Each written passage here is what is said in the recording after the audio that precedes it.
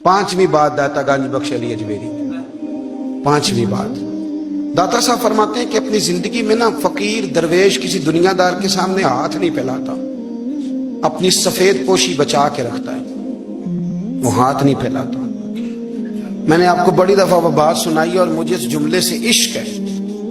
ख्वाजा कुतुबुद्दीन बख्तियार काकी कहते हैं मैं एक दिन फटे कपड़े पहन के अपने मुर्शद हज़रत ख्वाजा मोइनुद्दीन अजमेरी के पास गया था, तो ख्वाजा साहब फरमाने लगे कुतुबुद्दीन ये क्या लिबास पहना हुआ, ये क्या? मैंने कहा हुजूर क्या हुआ? फरमाने लगे कुतुबुद्दीन याद रख, फकीरी इस तरह की करना कि बादशाही मालूम हो, कोई ये ना समझे कि बाबे को तो जोड़े की जरूरत है, ऐसे कपड़े ना लेके दे दूं। इस तरह की फकीरी करना कि फकीरी बादशाही मालूम। ये क्या बात हुई कि रंग रूप इस तरह का इख्तियार करना कि तरस आए कि चलो हजरत साहब को बंदा 500 दे ही जाए मेहरबानी करके, ये कोई रवैया नहीं है दीन का।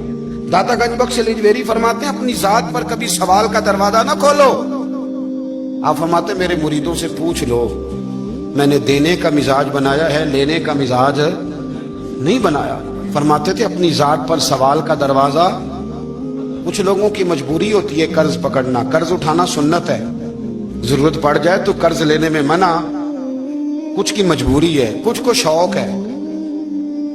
वो असल पैसे जो होते हैं वो उन्होंने कोने में रखे होते हैं, उससे 5000 लेके खर्च कर लिया, फिर दूसरे से 5 लेके उसको दे दिया, फिर उससे 5 जो लिया था फिर तीसरे से लेके उसको दे दिया। ये मिजाज ना बनाए। जब सवाल का दरवाजा खोल जाता है तो फिर सारी जिंदगी दोबारा बंद नहीं होता। मांगना है तो अल्लाह रसूल से मांगे, लोगों से मांगते फिरना, दुनियादारों से सवाल करना, अपनी जात पर सवाल का। दाता साहब ने पूरा बाप बांधा है, पूरा बाप। और दाता साहब फरमाते सूफिया की एक जमात है जो कहती है हमने तो कभी अपनी जुबान पर दुख बयान ही नहीं किए, हर शय अपने रब रसूल के हवाले कर दी, हर शय अल्लाह रसूल के। और दाता साहब कहते हैं कुछ ऐसे भी हैं जो दुआ भी नहीं मांगते, लोगों के लिए मांगते हैं, अपने लिए नहीं मांगते। आप दुआ क्यों नहीं मांगते? तो कहते हैं अल्लाह को तो पता ही है हमें क्या चाहिए, उसे तो पता ही है। एक बुजुर्ग की बात लिखी है दाता साहब ने, मेरी जमात में ना मिजाज है करामतों का। मुझे वो सारी बातें भी आती हैं कि एक बंदा कराची से आया, दाता साहब हाजिरी दी तो उसकी लॉटरी निकल आई, ये भी मुझे आती है, लिखी पढ़ी है मैंने, किताबों में है ये भी।